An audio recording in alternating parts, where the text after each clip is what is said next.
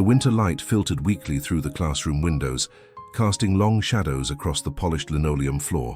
10-year-old Marcus Jackson sat at his desk, one leg bobbing nervously under the table as Mrs. Peterson's gaze swept across the room. Her thin lips pursed into what might have been mistaken for a smile, if not for the coldness in her eyes. "Today, class, we're going to talk about what your parents do for work," she announced, her voice carrying the practiced authority of 25 years in education. "When I call your name, please stand and tell us about your parents' jobs." Marcus's heart quickened. He glanced down at his notebook where he'd carefully written notes about his mother's work, words he'd practiced pronouncing last night while she listened patiently, correcting him with gentle guidance. Name after name was called. Billy's dad was a bank manager. Sophia's mom owned a bakery downtown. Tyler's parents were both doctors. "Marcus Jackson," Mrs. Peterson called finally, checking her clipboard. Marcus stood, his chair scraping against the floor in the sudden silence. He cleared his throat, feeling 22 pairs of eyes on him. "My mom," he began, his voice stronger than he expected, "works at NASA. She's an astrophysicist. She helps design space missions and studies black holes." The silence held for one heartbeat. Two. Then Mrs. Peterson's laugh cut through the room, not loud but sharp and dismissive. "Is that so?" she said, eyebrows raised dramatically. "What an imagination you have, Marcus." The class erupted in laughter. Marcus felt his face burning, his stomach twisting into knots as he slowly sank back into his seat. He stared at his desk, vision blurring as he blinked rapidly. "Mrs. Peterson, it's true," he tried to say, but his voice was lost beneath the laughter. "Next," Mrs. Peterson called, already looking at her clipboard again. "Hannah Miller." As Hannah began talking about her father's construction company, Marcus sat perfectly still, his earlier excitement now a heavy stone in his stomach. He didn't understand. He had told the truth. Why didn't she believe him? Why was everyone laughing? The rest of the day passed in a blur. When the final bell rang, Marcus was the first one out the door, his backpack clutched tightly against his chest like armor. Dr. Maya Jackson was running late.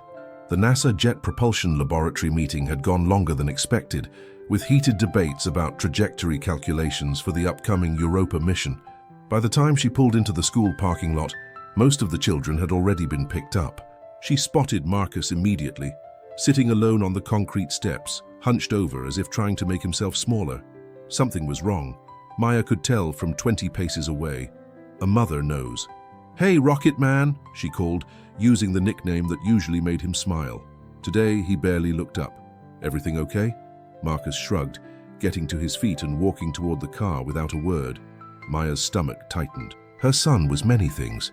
Curious, thoughtful, occasionally mischievous, but never silent. Not like this. "Marcus," she tried again as they both got into the car. "Did something happen today?" He buckled his seatbelt, eyes fixed on his hands. "It's nothing. Doesn't look like nothing to me." Maya didn't start the car. Instead, she turned in her seat to face him fully. "Whatever it is, we can figure it out together. That's what we do, right?" Finally, Marcus looked up. The hurt in his eyes made Maya's heart clench. "Why don't people believe that you're a scientist?" he asked, his voice small. Maya felt her breath catch. "What do you mean, baby?" "Today in class, Mrs. Peterson asked about our parents' jobs." His words came faster now. "And when I said you work at NASA, she laughed at me. Everyone laughed at me. She said I have an imagination." Maya's hands tightened on the steering wheel.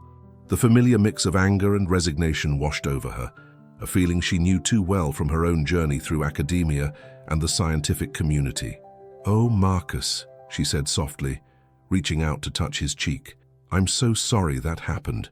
"Why didn't she believe me? I wasn't lying." His voice cracked with injustice. "It's not about you, baby." Maya chose her words carefully. "Some people have ideas about who can be what in this world. They've never met a black female astrophysicist before, so they think we don't exist." "But that's stupid," Marcus said, with the perfect clarity of childhood. Despite everything, Maya felt a smile tug at her lips.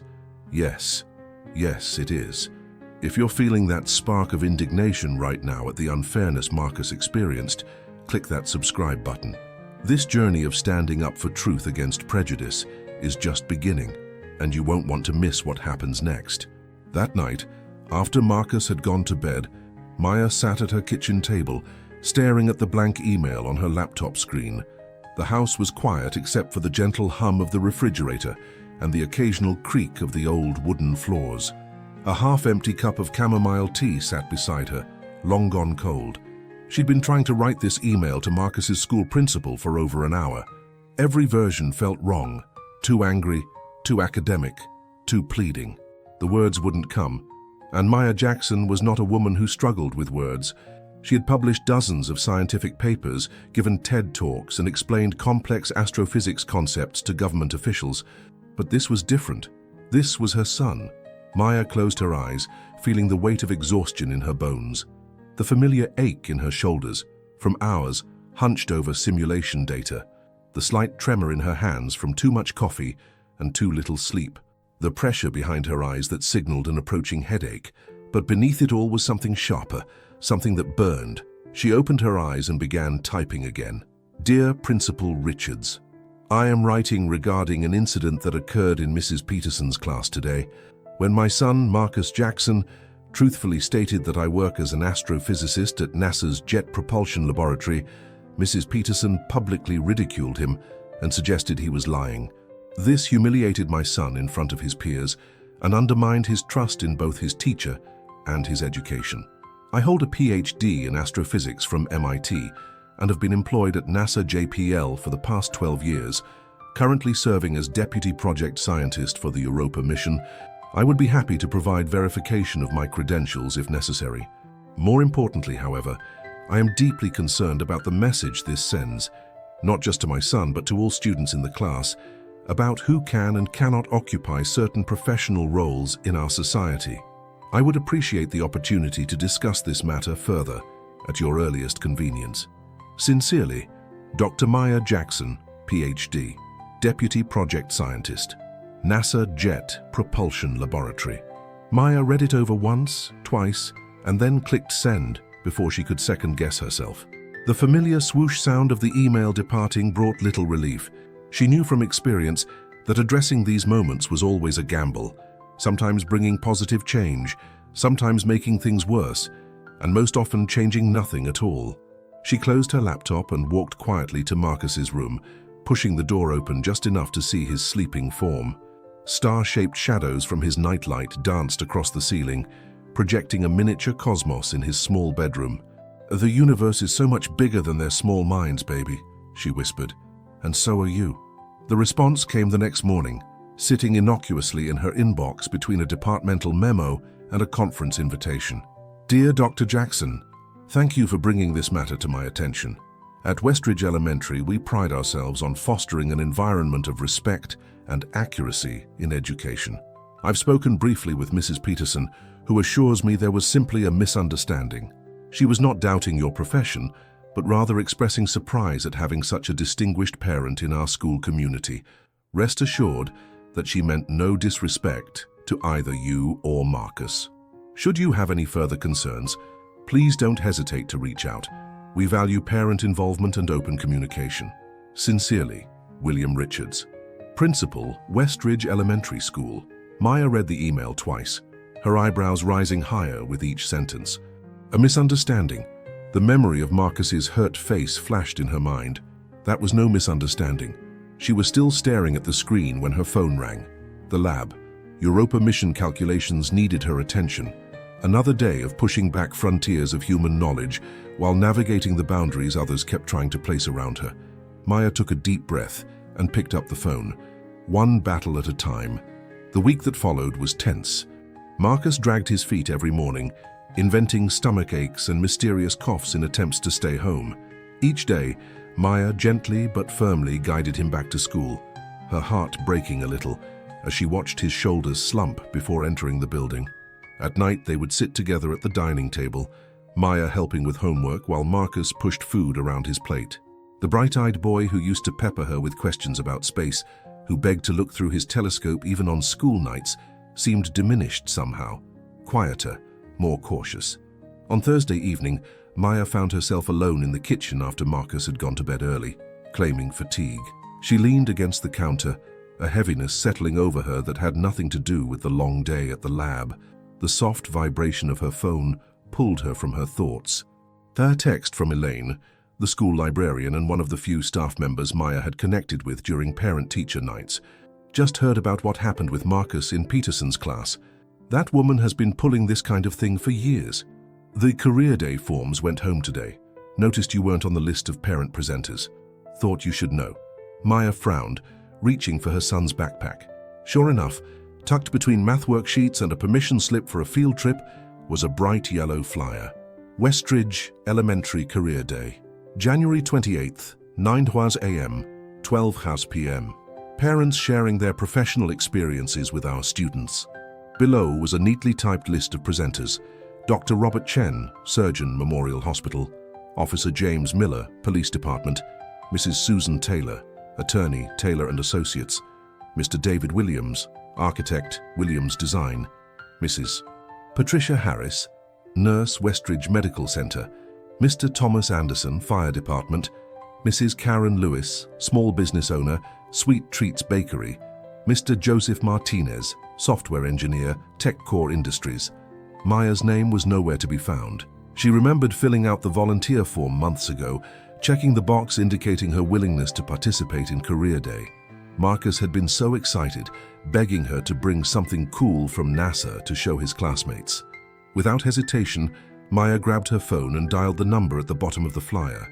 After 4 rings, a chipper voicemail answered, "You've reached the Westridge Elementary front office. Our hours are Monday through Friday, 7:30 a.m. to 4 p.m. Please leave a message."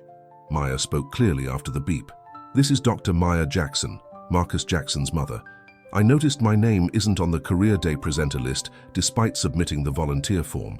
I'd like to confirm my participation. Please call me back at your earliest convenience." She left her number and hung up, a familiar determination settling in her chest. This wasn't just about her anymore. It was about what Marcus was learning about himself and his place in the world. Have you ever had a moment when you realized a small incident was actually part of a much bigger pattern? Share your experience in the comments. How did you respond when you saw the larger picture? The school's response came the next morning, not via phone call as Maya had requested, but through a hastily scribbled note in Marcus's folder. "Dr. Jackson, there was an oversight in the program printing. We'll try to fit you in if time allows. Office staff." Maya stared at the note, the dismissive brevity of it making her blood pressure rise. If time allows. As if her profession, her life's work, was an afterthought, something to squeeze in if the real careers left any room. That evening, while Marcus was finishing his homework, Maya called her colleague and friend, Dr. Vanessa Rodriguez. They had started at JPL the same year, 2 women of color navigating the overwhelmingly white and male world of space science. Over the years, they'd become each other's sounding board, support system, and occasional reality check. "They're doing what now?" Vanessa's voice came through the speakerphone, indignation clear even through the slight static. Maya explained the situation while preparing dinner, her hands moving methodically to chop vegetables as she spoke. "So let me get this straight," Vanessa said when Maya finished. "Your son's teacher publicly humiliated him for telling the truth about your job. The principal dismissed it as a misunderstanding, and now they've conveniently left you, an actual rocket scientist, off the Career Day program?" "That about sums it up," Maya replied, sliding the vegetables into a sizzling pan where they hissed and released aromatic steam into the kitchen. "And you're surprised because..." There was no malice in Vanessa's question, just the weariness of someone who'd seen this story play out too many times. Maya sighed, stirring the vegetables with perhaps more force than necessary. "I'm not surprised, I'm just..." She paused, searching for the right word. "Tired. I'm tired of having to fight these battles when I'm already fighting to understand the mysteries of the universe. I'm tired of my son having to learn these harsh lessons so young." The line was quiet for a moment, save for the gentle sounds of cooking. "So, what will you do?" Vanessa finally asked. Maya glanced toward the dining room where Marcus sat hunched over his science homework, his pencil moving slowly across the paper. Once his face would light up at the mere mention of science. Now he approached it like a chore. "I'm going to show up," she said, resolve hardening her voice. "Career Day starts at 9 a.m. and I'll be there at 8:30 with my NASA badge, my presentation, and a model of the Europa spacecraft. They can try to stop me, but they'll have to do it in front of everyone." "The Maya Jackson I know and love," Vanessa chuckled. "Want backup? I could come as your assistant and casually mention my 2 PhDs. For the first time in days, Maya felt herself smile. Tempting, but I think this is something I need to do alone. Besides, someone has to keep the mission on track while I'm educating elementary schoolers about the outer moons of Jupiter. Fair enough, but I want a full report afterward. And Maya? Vanessa's voice softened. Remember what we always say. Maya nodded even though her friend couldn't see her. The stars don't care who studies them. Exactly, so why should anyone else? After dinner, when Marcus was getting ready for bed, Maya knocked gently on his door. Can I come in, Rocket Man? Marcus looked up from his book and nodded. His room was a testament to his passion for space. Glow-in-the-dark stars on the ceiling, posters of galaxies and planets on the walls, bookshelves lined with astronomy books meant for children much older than him. Maya sat on the edge of his bed, feeling the slight give of the mattress beneath her. I saw the career day flyer in your backpack, she said gently. Marcus's face fell. Yeah, your name wasn't on it. I know, but I'm still coming. His eyes widened slightly. Really? Even though they didn't invite you? Especially because they didn't invite me. Maya took his small hand in hers, noting how much it had grown in the past year. Soon, his fingers would be longer than hers. Marcus, there's something I want you to understand. Sometimes people will try to make you invisible. They'll try to tell you that you don't belong in certain spaces, or that people like us don't do certain things. Like be scientists. His voice was small. Like be scientists or doctors or astronauts, or anything else you set your heart on, she confirmed. And when that happens, you have two choices. You can step back and disappear like they want you to. Or, he prompted when she paused. Maya smiled. Or you can step forward. You can take up space. You can say, I am here, I belong here, and I'm not going anywhere. Marcus considered this, his young face serious in the soft lamplight. Is that what you're going to do? Step forward? That's exactly what I'm going to do, and I'll need something from you. What? Maya squeezed his hand. Courage. It might not be easy. Some people might not be happy that I'm there. But I need you to remember that what they think doesn't change who we are or what's true. Marcus nodded slowly, something like his old spark returning to his eyes. Can you bring the model of Jupiter's moons? I'll bring that and more, Maya promised. Now get some sleep. We have a big day coming up. As she turned out his light, Marcus called after her. Mom? Yes, baby? I'm glad you're a scientist. Maya felt her throat tighten with emotion. Me too, Rocket Man. Me too. If this story of Maya's determination to stand up for her truth resonates with you, hit that subscribe button. We all need examples of quiet courage in our lives, and I'd be honored to share more stories like this with you. In the teacher's lounge at Westridge Elementary, the atmosphere was thick with the scent of burnt coffee and barely concealed tension. 6 teachers gathered around the worn laminate table, voices hushed despite the closed door. I'm just saying it seems unlikely, Mrs. Peterson insisted, stirring artificial creamer into her coffee with sharp, jerking motions. A NASA scientist? In this district? And she never mentioned it during any previous parent-teacher conferences. Jenna Matthews, the 3rd-grade art teacher, frowned. Why would that be so hard to believe, Carol? People from all backgrounds work at NASA. Of course they do, Mrs. Peterson said quickly, her lips thinning. But you have to admit, it's unusual. And children often embellish the truth about their parents. It happens all the time. Across the table, Michael Dawson, the youngest teacher on staff, scrolled through his phone. Actually, I just looked her up. Doctor. Maya Jackson has a pretty impressive profile. MIT graduate, multiple published papers, deputy project scientist on the Europa mission. He turned his phone around to show a professional headshot of Maya in front of the NASA logo. Mrs. Peterson barely glanced at it. Well, the point is, we already have a full roster for Career Day. The program's been printed. We can't just add people at the last minute because they decided to speak up now. But Maya did sign up, said Elaine Rivera, the school librarian, walking into the lounge in time to catch the conversation. I remember seeing her name on the volunteer list months ago. Mrs. Peterson's face flushed slightly. Well, there must have been some mix-up with the paperwork. These things happen. Seems like a lot of mix-ups happening around the Jackson family lately, Elaine observed, pouring herself a cup of coffee. What's that supposed to mean? Mrs. Peterson snapped. Elaine took her time adding sugar to her coffee, stirring slowly. Just an observation. First, Marcus is laughed at for telling the truth about his mother's profession. Then, mysteriously, his scientist mother is left off the career day roster despite having volunteered. She took a sip of her coffee, grimaced at the bitterness and added more sugar. Coincidences, I'm sure.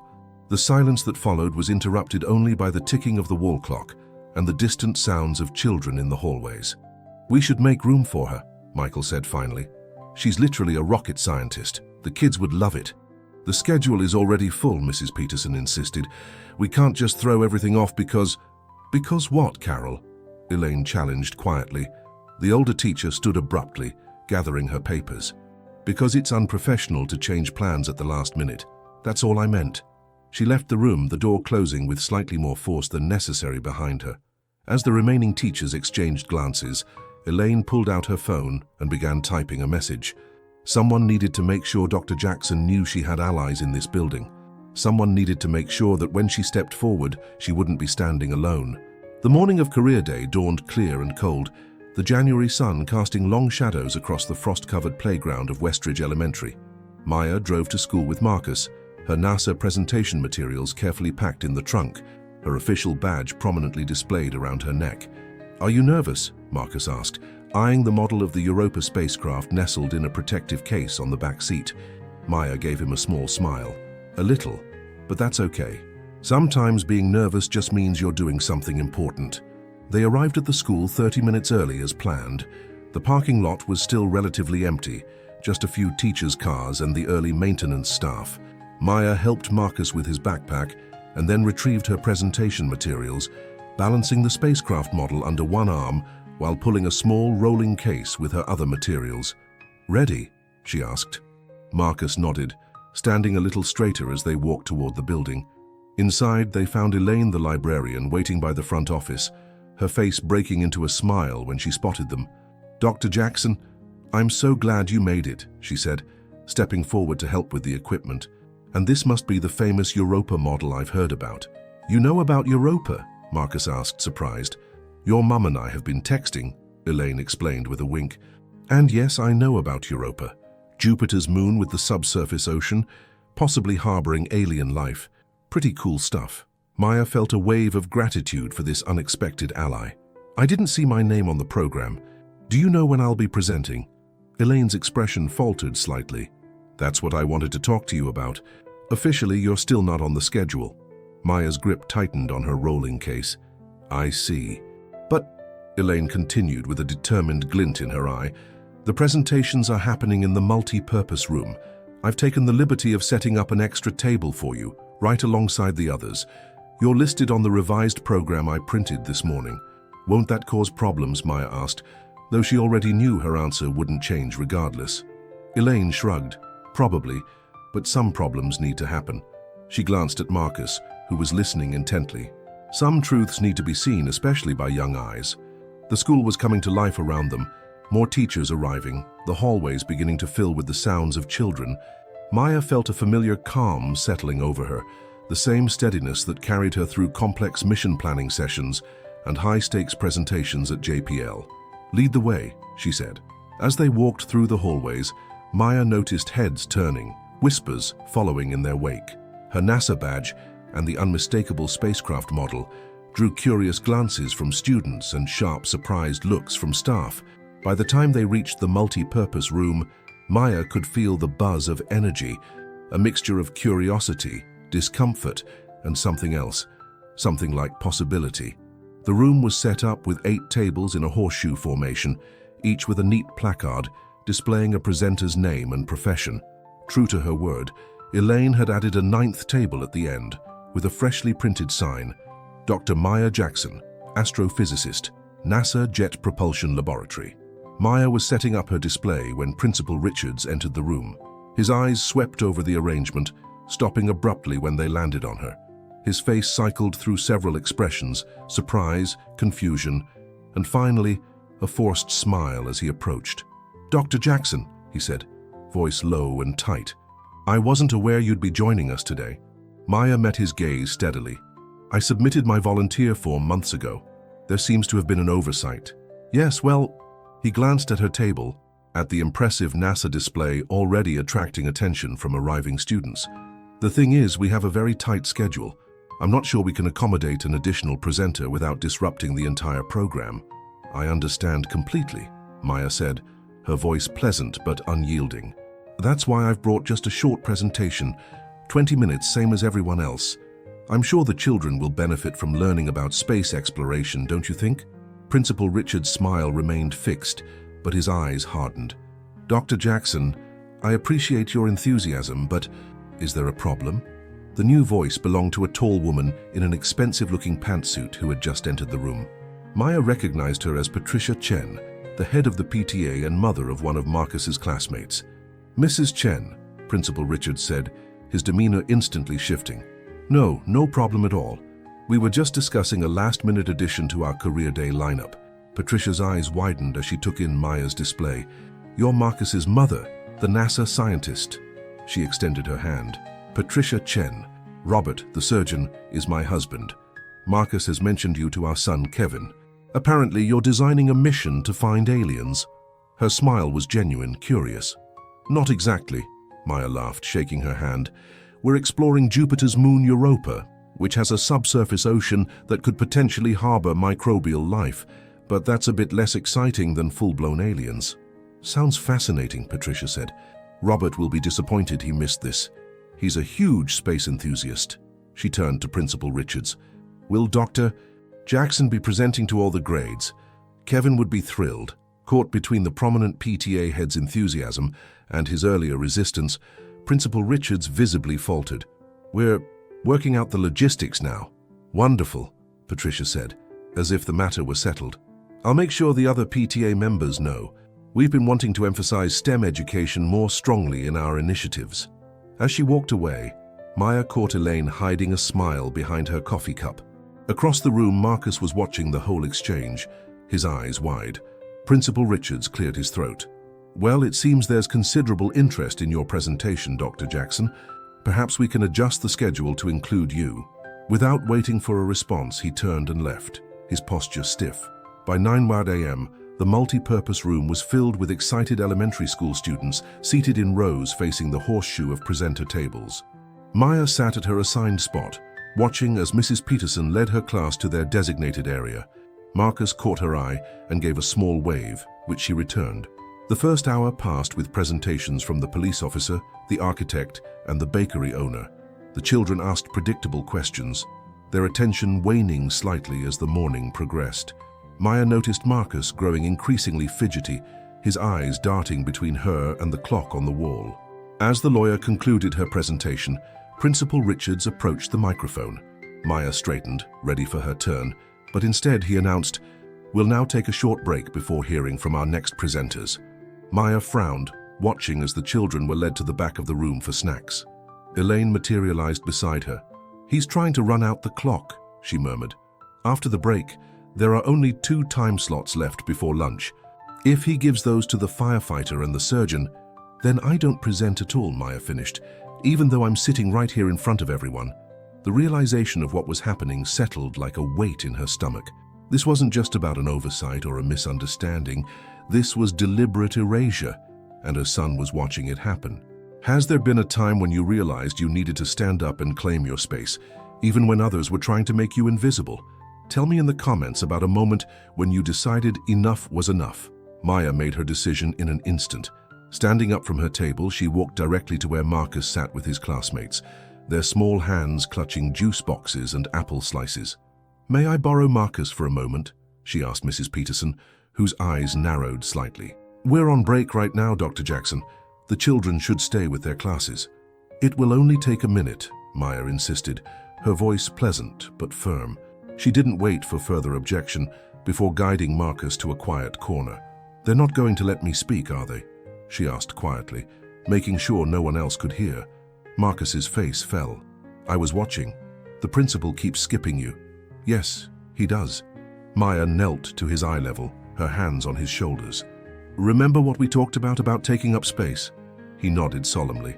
"Well, sometimes that means making your own opportunity when others won't give you one." She squeezed his shoulders gently. "I have an idea, but I need your help. It might make some people uncomfortable. Are you okay with that?" Marcus thought for a moment, then nodded again, more decisively this time. "What do we do?" Maya whispered her plan quickly. When she finished, Marcus's eyes were wide, but a smile played at the corners of his mouth. Really? We can do that? We can, but only if you're sure. I'm sure, he said without hesitation. That's my rocket man. Maya stood and walked Marcus back to his class, then returned to her table, heart pounding but mind clear. When the break ended, Principal Richards announced the firefighter as the next presenter. Maya sat quietly, watching the clock tick closer to the lunch hour that would end the event. As the firefighter concluded to enthusiastic applause, Richards approached the microphone again. Thank you, Mr. Anderson, for that exciting presentation. We have time for one more presenter before lunch. Dr. Chen, if you'd like to... Excuse me, Maya called clearly, standing up. The room fell silent as all eyes turned to her. Before we move on, I believe there's been an oversight. I've been sitting here all morning with my NASA presentation, but I haven't been called. A thick, uncomfortable silence descended on the room. Parents who had come to watch shifted in their seats. Teachers exchanged glances. Principal Richards gripped the microphone stand. Dr. Jackson, as I explained earlier, we have a very tight schedule. Perhaps another time. Dr. Jackson. The small voice rang out from the student section. Marcus was on his feet, hand raised high. I have a question for the NASA scientist. For a moment, no one moved. Then, slowly, other hands began to rise. I have a question, too. Me too. I want to know about space. The chorus of young voices grew, a spontaneous uprising of curiosity that could not be easily silenced. Maya saw the exact moment Principal Richards realized he had lost control of the situation. His options were painfully limited: publicly deny children's educational questions, or relent. It seems there's considerable interest, Maya said into the awkward pause. Perhaps the children's curiosity should take precedence over scheduling concerns. From the back of the room, Patricia Chen called out, I'd certainly like to hear from NASA before we break for lunch. My company sponsors STEM education initiatives, and this seems precisely the kind of opportunity we should be promoting. The balance of power had shifted, almost visibly. Principal Richards adjusted his tie. Of course, he said stiffly. Dr. Jackson, please proceed. Maya walked to the center of the horseshoe with her presentation materials, feeling the weight of every eye in the room. As she set up her model spacecraft, she caught sight of Marcus, now seated again but practically vibrating with vindication and pride. Good morning, everyone, she began, her voice steady and warm. My name is Dr. Maya Jackson, and I'm an astrophysicist at NASA's Jet Propulsion Laboratory. Today I want to take you on a journey, not just through our solar system, but through the process of scientific discovery itself. The next 20 minutes passed in a blur of engaged faces and eager questions. Maya showed images captured by space telescopes, explained how spacecraft navigate the vast distances between planets, and demonstrated the scale of our solar system using familiar objects. The Europa model proved especially popular, with its hidden subsurface ocean represented by a blue layer visible through a clear outer shell. Even Mrs. Peterson's class, initially reserved, gradually leaned forward in their seats. Maya made a point of calling on students from every class, giving special attention to the girls who raised their hands, especially those from minority backgrounds who rarely saw scientists who looked like them. The wonderful thing about science, she concluded, is that it belongs to everyone. The universe doesn't care what you look like, where you come from, or what others expect of you. It reveals its secrets to anyone brave enough to ask questions and persistent enough to search for answers. As the presentation ended, the applause was immediate and enthusiastic. Children crowded around her table, eager for a closer look at the spacecraft model. Parents approached with business cards and invitations to speak at other events.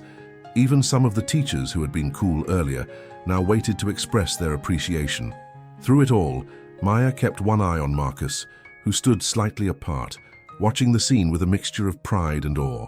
When their eyes met across the room, she gave him a small nod of acknowledgement. You did this too, the gesture said. We did this together. Principal Richards approached as the crowd began to disperse for lunch. Dr. Jackson, he said, his voice carefully modulated. That was quite an impressive presentation. The students were clearly engaged. Thank you, Maya replied simply. Perhaps, he continued, clearing his throat, we should discuss opportunities for you to be more involved with our science curriculum. We're always looking to enhance our STEM offerings. The abrupt pivot from exclusion to recruitment Might have been amusing if it weren't so transparent. I'd be happy to discuss that, Maya said evenly. But first, I think we should address what happened here today and what happened in Mrs. Peterson's class last week. Richards's smile faltered. As I mentioned in my email, that was simply a misunderstanding. Was it? Maya held his gaze.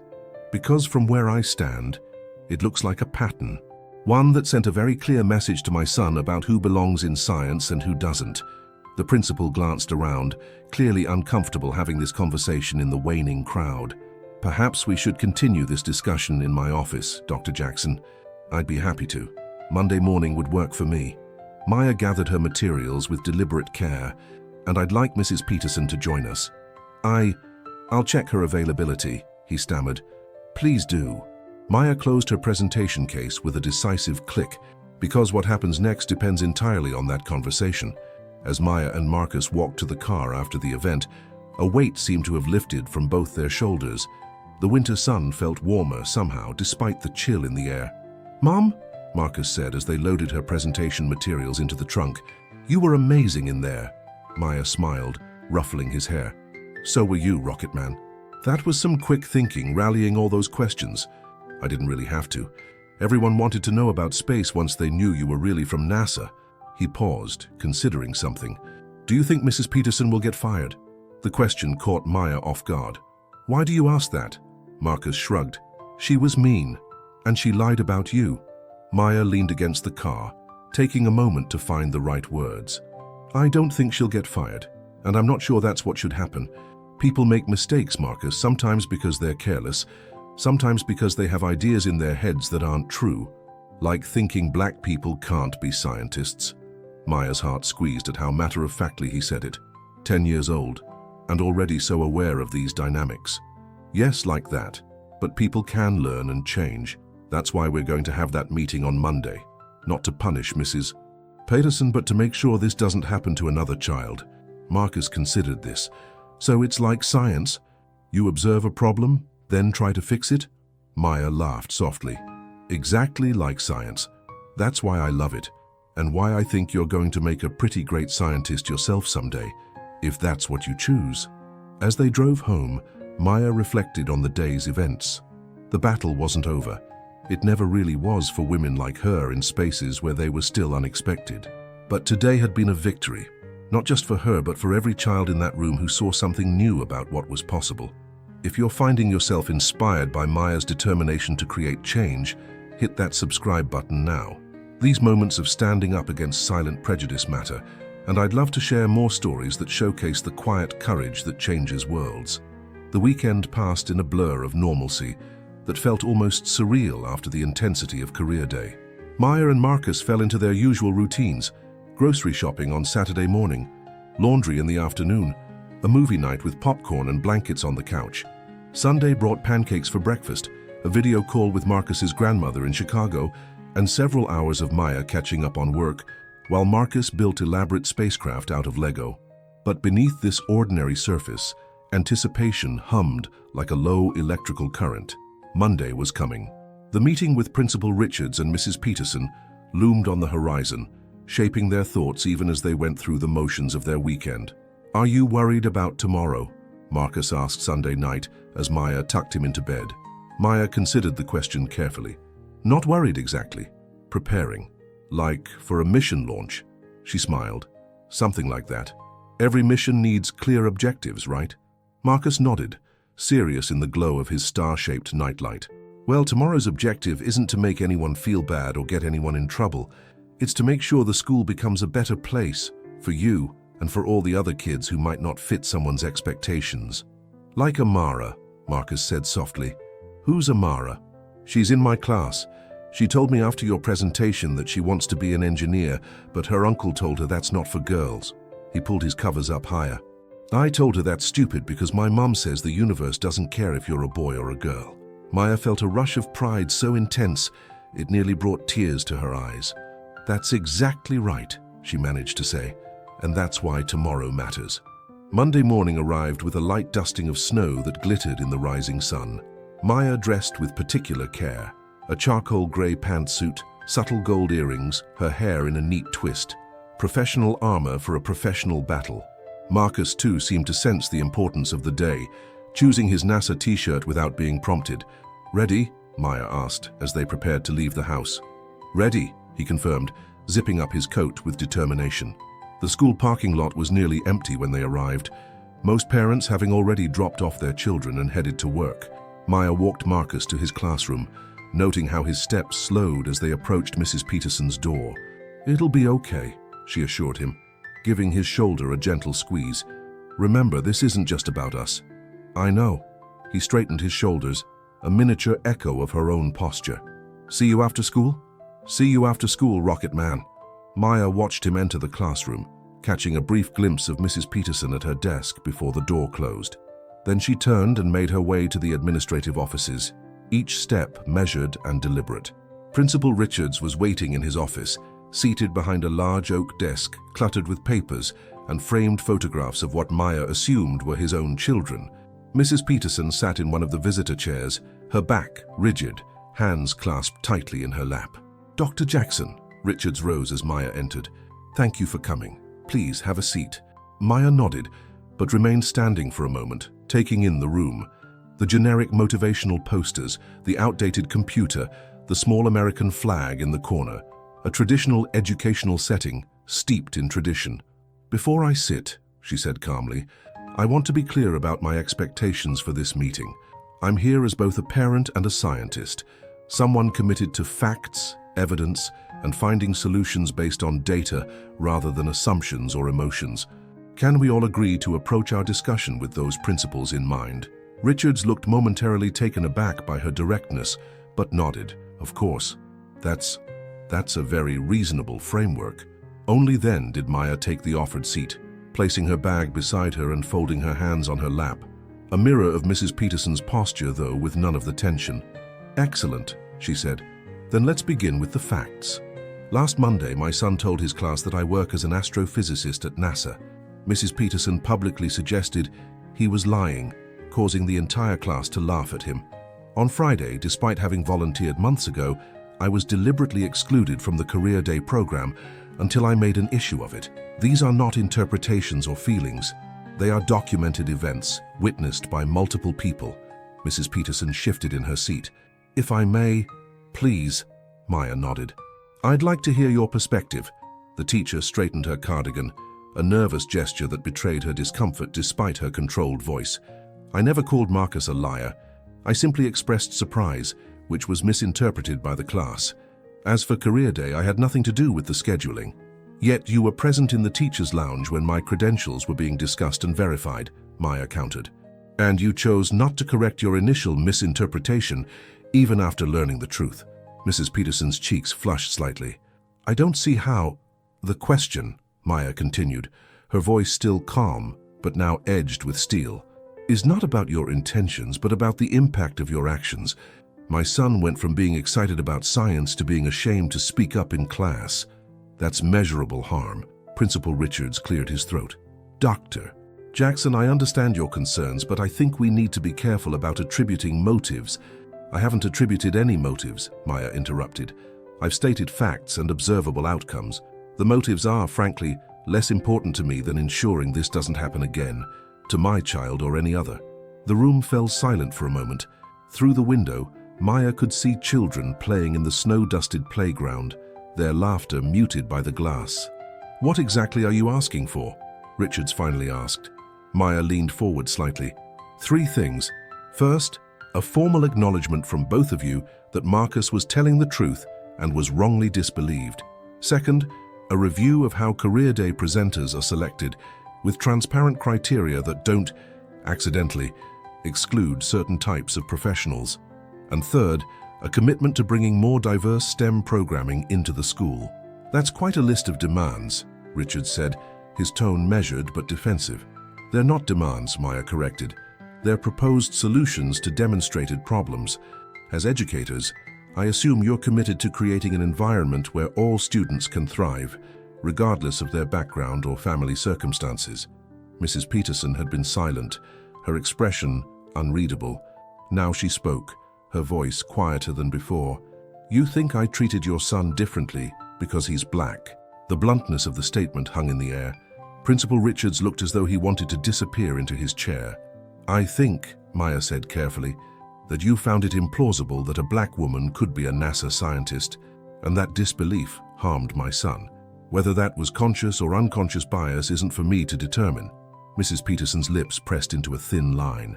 "I've been teaching for 25 years. I've never discriminated against any student. Perhaps not intentionally," Maya acknowledged. "But when you laughed at Marcus for telling the truth about his mother, what lesson did he learn?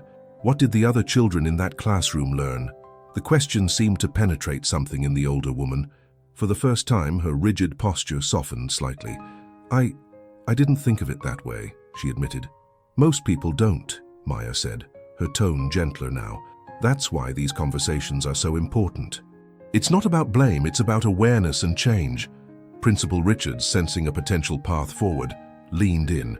"Dr. Jackson, your points are well taken. I think we can certainly look at our career day selection process to ensure it's more inclusive. And regarding STEM programming, we've actually been hoping to enhance our offerings in that area." "With all due respect," Maya said, "hoping isn't enough. These aren't aspirational nice-to-haves. These are essential components of an education that prepares all students for the world they'll inherit, a world where STEM fields are driving innovation and economic opportunity." "What would you suggest, specifically?" Richards asked. Maya had come prepared for this question. From her bag, she withdrew a folder containing a detailed proposal, one she'd spent the weekend developing with input from colleagues at JPL who had experience with educational outreach.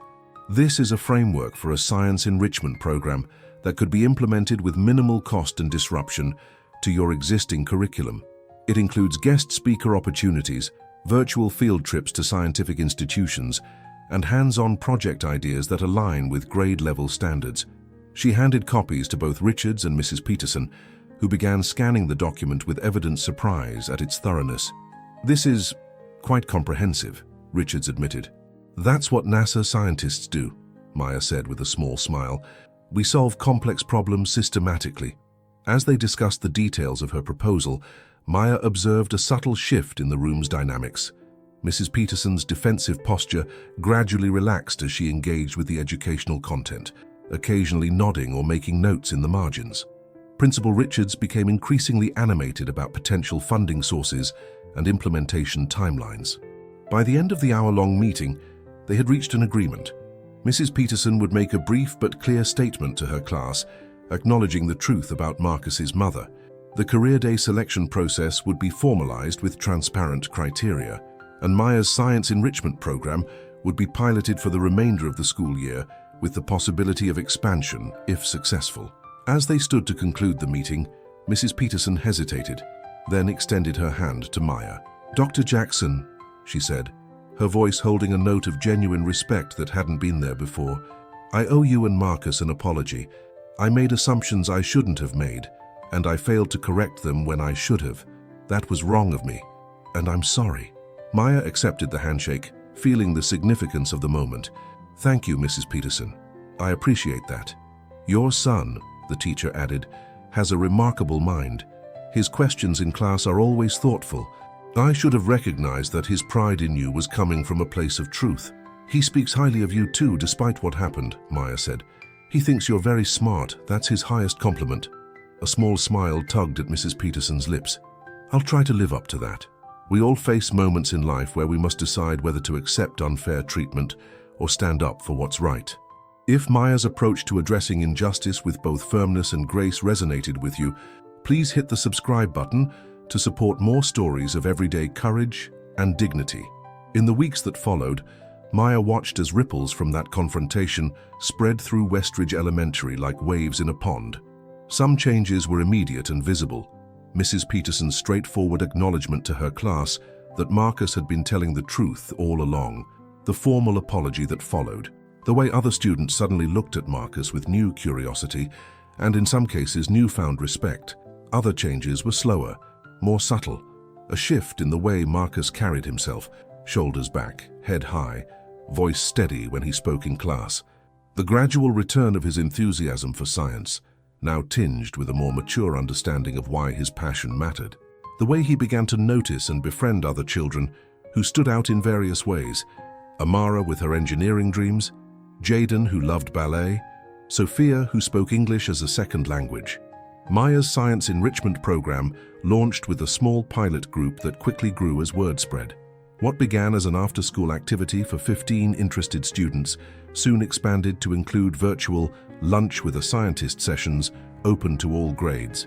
Fellow researchers from JPL, particularly women and people of color, enthusiastically volunteered their time, eager to show children versions of scientists that rarely appeared in their textbooks.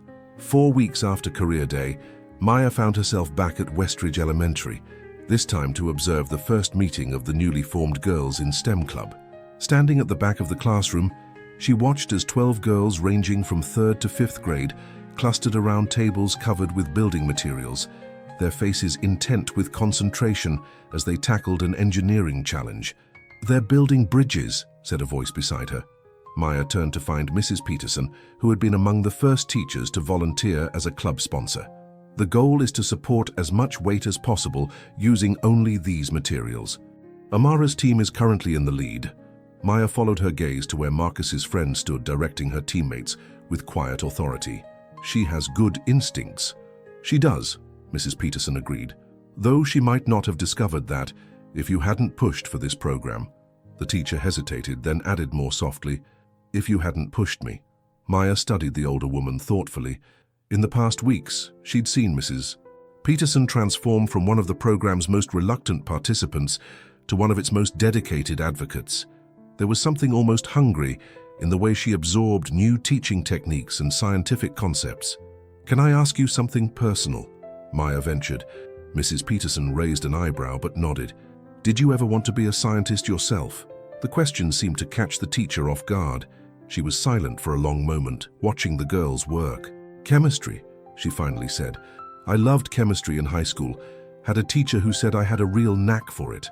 A small, sad smile played at the corners of her mouth. "But it was 1975, and my guidance counselor said that wasn't a realistic path for a young woman. He suggested teaching instead, more suitable and compatible with raising a family someday." Maya felt a pang of understanding.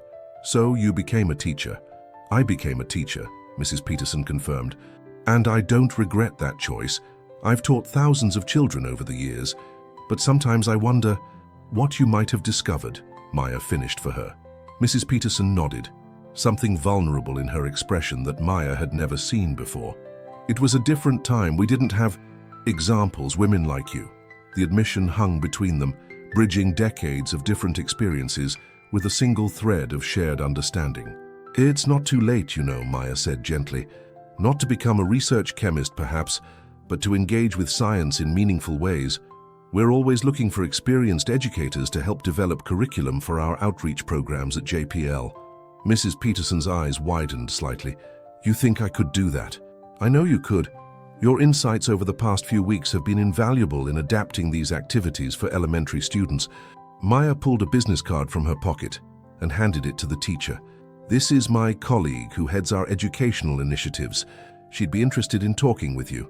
Mrs. Peterson took the card, looking at it as if it was something precious. "Thank you, I'll think about it."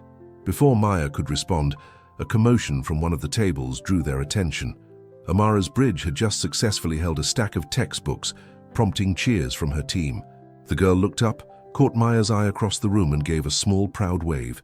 Maya waved back, feeling a surge of emotion as she imagined this bright-eyed child 10 years from now, perhaps standing in a university engineering lab, perhaps designing her own space missions. "You've started something important here," Mrs. Peterson said quietly. Maya shook her head. "We've started something important." That evening, as Maya drove home with Marcus, the setting sun painted the sky in brilliant oranges and pinks. Marcus was uncharacteristically quiet, staring out the window at the passing scenery. "Everything okay, Rocket Man?" Maya asked. He nodded, still looking out the window. "I was just thinking." "About what?" He turned to face her, his expression serious beyond his years. "Kevin Chen told me his dad wants to bring me to the observatory with them next weekend, the one at the university. He said I know a lot about space for a kid." "That sounds like fun," Maya said carefully, sensing there was more. "Yeah." Marcus fiddled with his seatbelt. "But then he said something weird. He said I'm lucky." "Lucky?" Marcus nodded. Lucky that my mom is, he searched for the words, important enough that people listen when you're upset. Maya's hands tightened on the steering wheel as the implications of the statement sank in. What about the children whose parents weren't NASA scientists, whose parents worked multiple jobs, or didn't speak English fluently, or lacked advanced degrees? Who advocated for them when they were wrongly dismissed or disbelieved? What did you say to him? She asked. Marcus shrugged. I told him everyone should be listened to, even if their parents aren't scientists. That's true, right? That's absolutely true. Maya reached over to squeeze his hand. And you know what? I think that's going to be our next mission. What do you mean? Maya smiled. I think our science program needs to grow, and I think we need to make sure it reaches every child who wants to be part of it, especially those whose voices might not be heard as easily as ours. Marcus considered this. Like a scholarship? For kids who can't afford the field trips and stuff? Exactly like that. And maybe some training for teachers to recognize and encourage talent in all their students, not just the ones who fit their expectations. A slow smile spread across Marcus's face. Can I help? I'm counting on it, Rocket Man. Maya felt a swell of pride as she looked at her son, this perceptive, compassionate boy who had already endured a hard lesson about the world, but emerged with his sense of justice intact. We've got this far together. No reason to stop now. As they pulled into their driveway, the first stars were becoming visible in the deepening twilight. Maya pointed them out, naming the constellations as she had done since Marcus was old enough to follow her finger across the sky. But tonight, something was different. Tonight, when Marcus looked up at those distant points of light, he saw not just scientific wonders, but beacons of possibility, for himself, for Amara, for children whose names he didn't yet know. And that, Maya thought as they walked hand in hand toward home, was perhaps the most important mission of all. Have you ever witnessed a moment when standing up against an injustice created ripples of positive change beyond what you initially imagined? Share your experience in the comments below. Our actions often have more impact than we realize. On a crisp March morning, 2 months after the Career Day confrontation, Westridge Elementary buzzed with unusual energy. The multi-purpose room had been transformed. Science fair project boards lined the walls. Interactive stations staffed by eager students filled the floor space, and a small stage had been erected at one end of the room. Above it all hung a banner reading Westridge Elementary Inaugural Science Symposium. Maya stood at the entrance, taking in the scene with a mixture of pride and amazement. What had begun as a modest enrichment program had blossomed into something far more significant, a school-wide celebration of scientific curiosity that had drawn participation from every grade level. Dr. Jackson, Principal Richards approached, looking more relaxed than Maya had ever seen him. The mayor just called. She'll be arriving in about 20 minutes for the ribbon cutting. Maya nodded. Everything's ready. The students have been practicing their demonstrations all week. I never would have believed we could pull something like this together so quickly, Richards admitted, surveying the room. The response has been remarkable. Children are naturally curious, Maya said. All they need is the opportunity to explore that curiosity in structured ways. Richards nodded thoughtfully. You know, when you first proposed expanding the program district-wide, I thought you were being ambitious. Is that your polite way of saying unrealistic? Maya asked with a small smile. The principal had the grace to look slightly embarrassed. Perhaps, but after seeing the interest from other schools, the community sponsorships, the parent volunteers, he gestured at the room. Well, I'm happy to admit when I'm wrong. It's not about being right or wrong, Maya said. It's about recognizing potential where others might not see it. Before Richards could respond, Marcus appeared at Maya's side, slightly out of breath with excitement. Mom, Amara's team just finished setting up our rocket display. Can you come check it before people start arriving? Duty calls, Maya said to Richards, who nodded understandingly. She followed Marcus through the growing crowd to a corner where several students huddled around what appeared to be a model launch pad. At its center stood a 2-foot rocket, meticulously crafted from cardboard, plastic, and repurposed materials. Amara was making final adjustments to a small electronic component at the base. Dr. Jackson, we think it's ready, she said, looking up with a mixture of pride and nervousness. We followed the wiring diagram exactly like you showed us. Maya knelt beside the display, examining the simple circuit they had constructed to illuminate the rocket's engines and play a recorded countdown sequence. This is impressive work, she said, noting the clean connections and careful labeling. Especially considering you built it from scratch. We had to modify the speaker system, Marcus explained. The one we ordered wasn't loud enough, so Jaden figured out how to amplify it. Jaden, a quiet fourth grader, who had initially joined the program with hesitation, ducked his head at the mention of his name. It wasn't that hard, he mumbled, though his face betrayed his pleasure at the recognition. Engineering is all about solving problems like that, Maya told him. Some of the best innovations at NASA came from having to work with limitations. As the children beamed under her praise, Maya noticed Elaine the librarian approaching, accompanied by a tall woman Maya didn't recognize. "Dr. Jackson?" Elaine called. "There's someone here I think you should meet. This is Rebecca Torres, the STEM coordinator for the school district." Maya stood to greet the newcomer, who extended her hand with a warm smile. "Dr. Jackson, it's a pleasure. I've heard so much about your program here at Westridge. The district superintendent sent me to see firsthand what all the excitement is about." "We're just getting started," Maya said, shaking her hand. "The real stars are these students and the teachers who've embraced the program." "That's precisely what interests me," Torres said. "This kind of grassroots initiative, especially one that's shown such impressive early results, is exactly what our district needs more of. I understand you've developed a scholarship component to ensure accessibility?" Maya nodded. "Yes, we've secured funding to cover materials and field trip costs for students who might otherwise be unable to participate. And we're working on transportation solutions for after-school activities." "Impressive," Torres murmured, making notes on a small tablet. "And am I correct that this all began because of an incident involving your son?" Maya glanced at Marcus, who was back at work with his team but clearly still within earshot. "It began because we identified gaps in the science education offerings and worked collaboratively with the school administration to address them," she said diplomatically. Elaine raised an eyebrow but remained silent. "Of course," Torres said smoothly. "Well, I'd love to discuss potential district-wide applications when you have time. This could be a model for other schools facing similar gaps." "I'd be happy to share our framework," Maya agreed. "The most important element has been ensuring that every child, regardless of background, sees themselves as capable of scientific thinking." Torres nodded enthusiastically. "Absolutely. In fact, the superintendent is particularly interested in programs that address achievement gaps for underrepresented groups in STEM fields. Your data on increased engagement among female and minority students is particularly compelling. It's not just about representation, though that matters," Maya said. "It's about creating an environment where curiosity is encouraged and all questions are taken seriously." Their conversation was interrupted by the arrival of Mrs. Peterson, who approached with a group of parent volunteers in tow. "Dr. Jackson, the mayor's car just pulled up outside," she announced. "We should get the student demonstrators into position."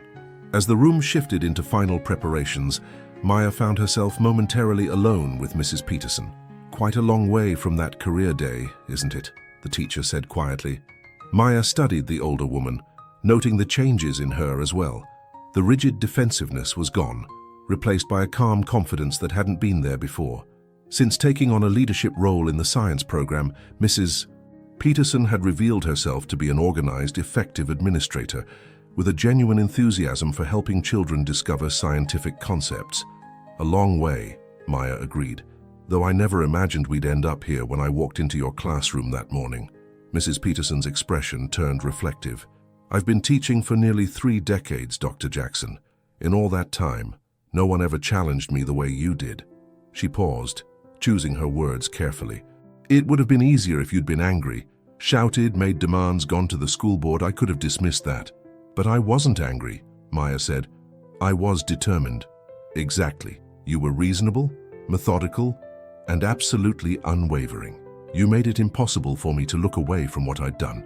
The teacher's eyes drifted to where Marcus and his friends were arranging their demonstration. "You made me see him, really see him, and all the other children I've been overlooking for years." The naked honesty of the admission caught Maya by surprise.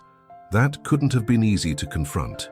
"It wasn't," Mrs. Peterson acknowledged, "but necessary things rarely are." She straightened her shoulders. "Oh, and before I forget, I spoke with your colleague at JPL last week about the educational consultant position. She thinks I'd be a good fit for the summer curriculum development team." "That's wonderful," Maya said sincerely. They'd be lucky to have your experience. I have you to thank for that opportunity, Mrs. Peterson said, though I'm not sure thank you is adequate for everything that's happened these past 2 months. Before Maya could respond, a commotion at the entrance signaled the mayor's arrival. The conversation would have to wait. The ceremony that followed seemed to exist in a dreamlike state for Maya. The mayor's enthusiastic speech about educational innovation, the ribbon-cutting photo opportunity, the parade of local officials and education administrators eager to associate themselves with the program's success. Through it all, Maya kept her focus on the children, particularly those like Amara and Jaden, who had blossomed in ways that statistics and assessment scores could never fully capture. When it was Maya's turn to speak, she kept her remarks brief, redirecting attention to the student demonstrations that were the true heart of the event.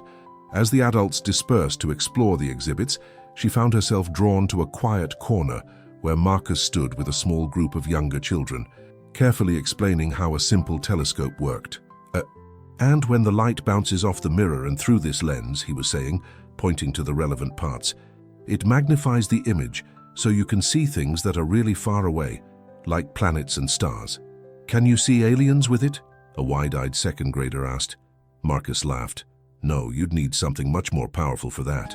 And anyway, we haven't found aliens yet, but my mom works on a mission that's looking for places where they might live someday. Your mom is that NASA lady? Another child asked, impressed. Yep, Marcus said with simple pride that brought a lump to Maya's throat. She studies space. That's so cool, the first child breathed. My mom says I can be anything when I grow up. She's right, Marcus confirmed with the serious authority of a 10-year-old imparting wisdom. The universe doesn't care what you look like or where you come from. That's what my mum always says. Maya stepped back, not wanting to interrupt the moment. As she watched her son, confident, knowledgeable, kind in his explanations, she felt a profound sense of completion. Not because their journey was over, but because it had evolved into something larger than just the two of them, something that would continue growing even without her direct guidance. A light touch on her arm startled her from her thoughts. It was Elaine, holding out a glossy brochure. Hot off the press, the librarian said. The district's new STEM initiative materials. Notice anything? Maya looked down at the brochure, which featured a photograph of students from the Westridge program on its cover. In the foreground, Amara stood proudly next to her engineering project, her face alight with discovery. They're using our students as the face of the district's program, Maya observed. Not just that, Elaine said, flipping to an interior page. Look at the mission statement. Maya read aloud, to create learning environments where every student's scientific curiosity is valued, where questions lead to discovery, and where all young minds are recognized as capable of greatness, regardless of background or circumstance. Sound familiar? Elaine asked with a knowing smile. Maya recognized her own words from her initial proposal, now elevated to district policy. They didn't just adopt our program, Elaine continued. They adopted your vision. That's going to impact thousands of children across this district for years to come. The significance of it washed over Maya in waves. One small moment of injustice, confronted with dignity and determination, had transformed into something far beyond what she could have imagined that January morning. You did this, Elaine said softly. Maya shook her head, her eyes finding Marcus again in the crowd. We did this, she corrected, all of us together. If Maya's journey from confronting a single incident of prejudice to creating lasting change has inspired you, please hit the subscribe button now. You never know how your own stand for dignity and truth might create ripples that transform entire communities. The day of the Science Symposium stretched long into the evening, with community members continuing to filter through the displays until well past the scheduled closing time. When the last visitors finally departed and the custodial staff began their cleanup, Maya found herself sitting alone on the edge of the small stage, surrounded by the evidence of what collective determination could accomplish. Mom! Marcus's voice echoed slightly in the nearly empty room. Are you okay? Maya smiled, patting the spot beside her. Just thinking. Come sit with me for a minute. He clambered up, swinging his legs as he settled next to her. What are you thinking about? About journeys, she said. About how they rarely end up where you expect them to. Marcus considered this. Like when Neil Armstrong went to the moon. He had to change the landing spot because of all the rocks. Maya laughed softly. Something like that. When this all started with what happened in your classroom, I just wanted to make things right for you. I never imagined." She gestured at the room around them. "All of this?" Marcus supplied. "All of this," she agreed. "The program, the district initiative, Mrs. Peterson changing her whole approach to teaching, and Amara wanting to be an engineer," Marcus added, "and Jaden not being afraid to talk in class anymore." "Yes, all of those things." Maya put her arm around his shoulders, drawing him close. "Do you know what that's called? When one small action creates bigger and bigger effects." "A chain reaction," Marcus said promptly. "Like in chemistry." "Exactly like chemistry," Maya smiled. "One brave moment can start a chain reaction that changes everything." They sat in comfortable silence for a moment, mother and son, surveying the room that had become the launch pad for so much change. "I'm proud of you, Mom," Marcus said suddenly, his voice serious in a way that made him sound much older than his 10 years. The simple statement caught Maya off guard. Parents were supposed to be proud of their children, not the other way around. Yet here was her son, recognizing her efforts with the pure, unfiltered clarity that only children possess. "Thank you, Rocket Man," she managed, her voice slightly hoarse with emotion. "That means more to me than you know." "You didn't give up," he continued, "even when it would have been easier. Like you always tell me about science, you don't stop just because an experiment gets hard." Maya marveled at how perceptive he was, how closely he had been watching and learning throughout this entire journey.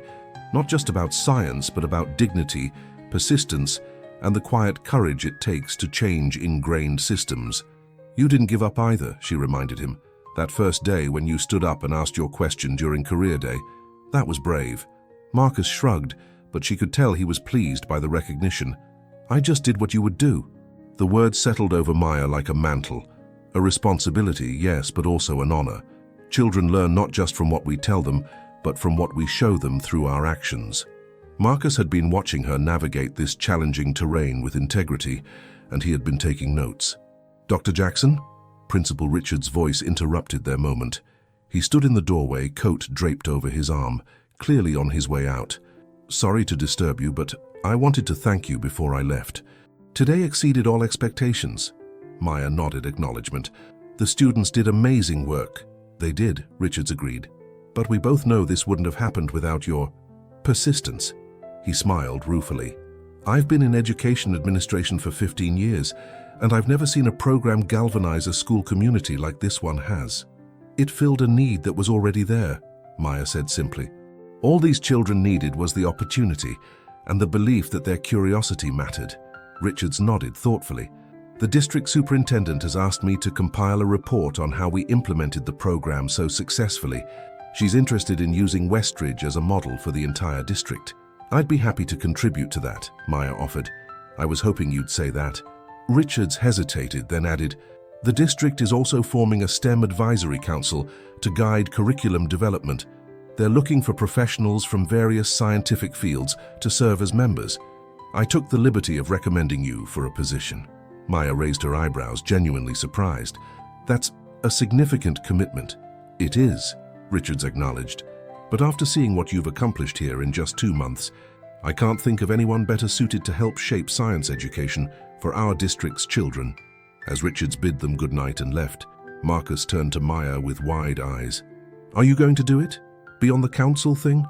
Maya looked down at her son, this bright, resilient boy who had unwittingly sparked a movement larger than himself. "What do you think?" "It would mean less time at home some evenings." Marcus thought about it seriously. "I think you should," he decided, "because then other kids like me and Amara will get to learn cool science stuff too, and their teachers won't think their moms can't be scientists." The simple wisdom of his reasoning struck Maya deeply. This was no longer just about righting a wrong done to her son. It had evolved into something more profound, a chance to address the systemic biases that created such moments in the first place. "Then I think I will," she said, ruffling his hair, "but I'll need your help. This is still a team mission, you and me." "Like NASA," Marcus grinned. "Ground control and the astronaut working together." "Exactly like that." As they gathered their belongings and prepared to leave, Maya paused at the doorway, taking one last look at the room that had witnessed so much transformation. From that first career day confrontation to today's celebration of scientific curiosity, the journey had been one of unexpected turns and profound revelations. She thought of all the children who would pass through these halls in the years to come, children who might never know the story of how this program began, but who would benefit from its existence nonetheless. Children who would grow up seeing science not as something remote and inaccessible, but as a natural extension of their own curiosity about the world. And she thought of Marcus, Amara, Jaden, and all the other students who had been part of this first cohort, the pioneers whose enthusiasm had helped transform a moment of injustice into a foundation for lasting change. Years from now, when they looked back on this time, what would they remember? What seeds planted today might blossom into future careers, discoveries, innovations? The questions were as vast and compelling as the cosmos Maya studied in her professional life, and like the best scientific inquiries, they sparked not certainty but possibility, the exhilarating sense that what came next was both unknown and full of potential. "Ready to go home, Rocket Man?" she asked, holding out her hand. Marcus slipped his hand into hers, warm and solid. "Ready." Together they stepped out into the crisp evening air, where the first stars were just becoming visible in the darkening sky. Above them, the vast universe spread out in all directions, mysterious, beckoning, and wonderfully indifferent to the artificial boundaries humans so often tried to impose on themselves and each other. "Look, Mom," Marcus said, pointing upward. "Jupiter's out tonight." Maya followed his finger to the bright point of light just above the horizon. "Good eye. And somewhere up there is Europa, with its underground ocean, waiting for us to explore it." "For anyone to explore it," Marcus corrected, echoing her own teachings back to her. "Yes," Maya agreed, squeezing his hand as they walked toward their car. "For anyone brave enough to ask the questions and persistent enough to search for answers." The universe, after all, didn't care who studied it. It revealed its secrets to anyone willing to look up with wonder and resolve to understand what they saw. That was the most important lesson of all, one that Maya had always known as a scientist, but that she and Marcus had now helped an entire community learn in a new and powerful way. And that perhaps was the greatest discovery of all. Have you ever seen how one person's courage can transform an entire community or institution? Tell me in the comments about a time when you witnessed the power of quiet determination to create meaningful change. I hope you've been inspired by Maya and Marcus's journey from a moment of injustice to creating lasting positive change. If this story touched you, click on the video appearing on your screen now for an even more powerful tale of transformation that will show you how ordinary people can change entire systems through dignity and persistence.